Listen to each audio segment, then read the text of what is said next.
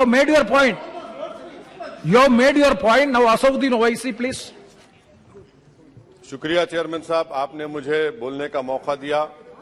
मैं इस तहरीक अदम एतमाद की तायद में खड़ा हूं जिसको टीआरएस पार्टी और हमारी पार्टी ने दिया, जिसको स्पीकर साहब ने कबूल किया। सर, मैं 11 पॉइंट आपके सामने रखूंगा जो मैं बताने की कोशिश करूंगा कि क्यों हम इस तहरीक अदम एतमाद की तायद में और मोदी हुकूमत की मुखालिफत में खड़े हैं।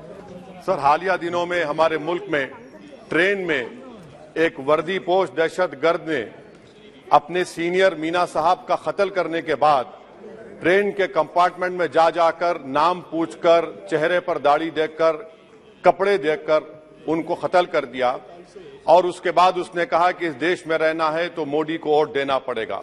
मैं हुकूमत से जानना चाहूंगा कि क्या ये अक्सरियती तबके की एक्सट्रीमिज्म और रेडिकलाइजेशन की बेहतरीन मिसाल नहीं है, और अगर है तो फिर हुकूमत इस पर क्या करेगी। सर, हमारे आइन में, संविधान में लिबर्टी ऑफ कॉन्शियस को लिखा गया, तमहीद में, यानी जमीर की आजादी का जिक्र किया गया है।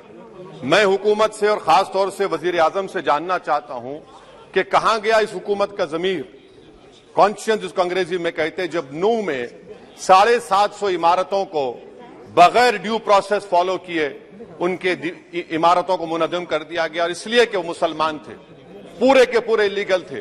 इसीलिए पंजाब की हाईकोर्ट और हरियाणा की हाईकोर्ट ने कहा कि ये एथनिक क्लेंसिंग है। इसकी एक बेहतरीन मिसाल है उस हुकूमत की। तीसरी है कि इस मुल्क में एक नफरत का माहौल, बल्कि एक आतिश को पैदा कर दिया गया, मुसलमानों के खिलाफ नफरत का माहौल। ये इनका ये 9 साल का इनका ये कारनामा है। तीसरा सर, मणिपुर के ताल्लुक से कल बड़ा लंबा जवाब वजीर दाखिला ने दिया। सर, आसाम राइफल के ऊपर केस बुक हो जाता है, एफआईआर हो जाता है। क्या हो रहा है वहां पर? कहां गया आपका कॉन्शियस, कहां गया आपका जमीर, जब वहां की महिलाओं की अस्मत रेजी की जा रही है? और आप मुख्यमंत्री को नहीं हटाना चाहते इसलिए क्योंकि वो कोऑपरेट कर रहा है। सर, मैं हरियाणा और मणिपुर के वजीर आला के लिए किसी शायर ने अच्छा कहा था कि कुर्सी है तुम्हारा ये जनाजा तो नहीं, कुछ कर नहीं सकते तो उतर क्यों नहीं जाते। आखिर कहां गया? उन ताबूतों में खो गया कि आपका कॉन्शियस, आपका जमीर, जहां पर 50,000 लोग बेघर हो गए, यानी 6 लाख हथियारों को लूटा जा रहा है। आखिर कौन सा आप इंचार्ज वहां पर हैं? सर, 4था पॉइंट, हिजाब को एक मसला बना दिया गया और मुस्लिम बच्चों को तालीम से महरूम कर दिया गया। क्या ये आपका लिबर्टी ऑफ कॉन्शियस है? कहां गया आपका जमीर? सर, अभी आपने फाइनेंस मिनिस्टर साहबा ने कहा, यहां पर डीएमके के मोहतरमा कनीमोजी ने महाभारत के द्रौपदी का जिक्र किया। मैं ये पूछना चाहता हूं, बिल्किस बानो इस देश की बेटी है या नहीं? जिस बिल्किस बानो को लोगों ने 11 लोगों ने रेप किया, प्रेग्नेंट थी, उसकी मां का रेप किया, उसकी बेटी को कत्ल कर दिया, उसकी मां का कत्ल कर दिया, आपने कातिलों को रिहा कर दिया। ये आपका कॉन्शियस है? ये आपका कॉन्शियस है? आप तो मेजोरिटेरियन पॉलिटिक्स को फरोग दे रहे हैं। सर, चौथा, आज चाइना के ऊपर कोई नहीं बोलते हैं। प्रधानमंत्री मोदी ने उस वक्त 2013 में जब प्रधानमंत्री नहीं थे कहा था कि समस्या बॉर्डर पर नहीं, दिल्ली में है। अगर हम अपनी जमीन पर हैं तो डिसएंगेजमेंट क्यों कर रहे हैं? क्या आज चीन हमारी जमीन पर नहीं बैठा है? क्या आज चीन से आप बातचीत कर रहे हैं? आप डिसएंगेजमेंट कर दिए। बताइए डी एस्केलेशन, डी इंडक्शन कब होगा?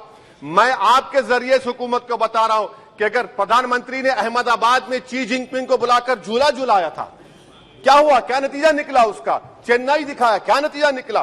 सर, इसलिए चीन पर बोलिए, चीन को उखाड़ कर फेंकिए। सर, और एक पॉइंट जिस पर मैं मुखालिफ तायद में खड़ा हूं, हाई इन्फ्लेशन है इस मुल्क में, हाई अनएम्प्लॉयमेंट है, स्टैग्नेटिंग कंजम्पशन है। इसकी वजह से महिलाओं में हाई एनीमिया लीड कर रहा है। ये हुकूमत इसकी जिम्मेदार है। सर, कुलभूषण जाधव कहां है? पाकिस्तान में बैठा है, आप क्यों नहीं लेके आते? आप विश्वगुरु कहते हैं, कुलभूषण जाधव को भूल गए आप।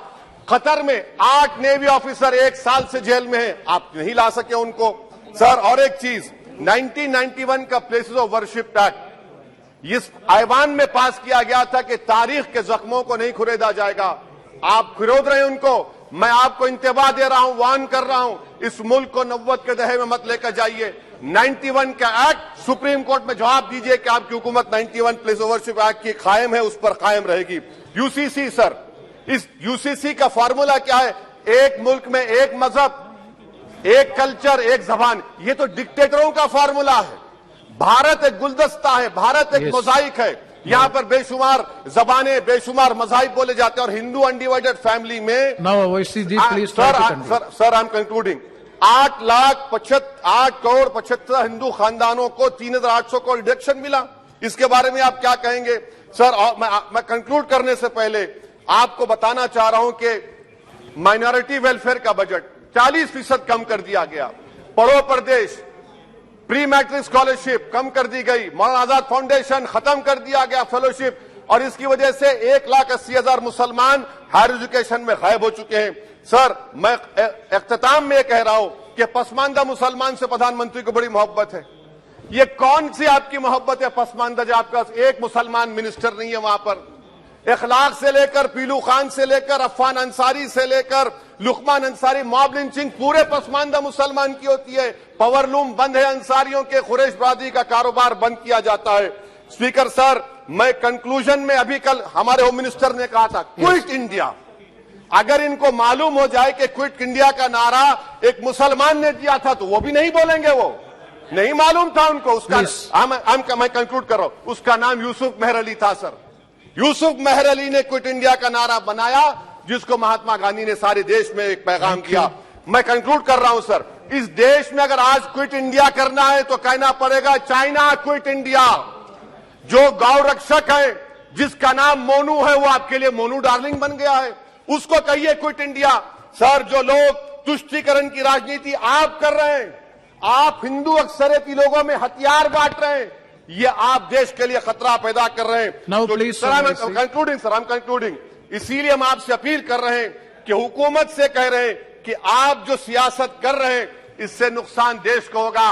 प्रधानमंत्री जब खड़े होकर जवाब देंगे, हम उनसे पूछना चाह रहे हैं, पॉइंटेड क्वेश्चन है, क्या देश बड़ा है या हिंदुत्व गोलवालकर की आइडियोलॉजी बड़ी है? मैं इस तहरीक अदम एतमाद की तायद में खड़ा हूं और हुकूमत की मुखालिफत में। सर, एक आधा मिनट सर, दो लोग, दो महाज है इस मुल्क में, एक चौकीदार है, एक दुकानदार है।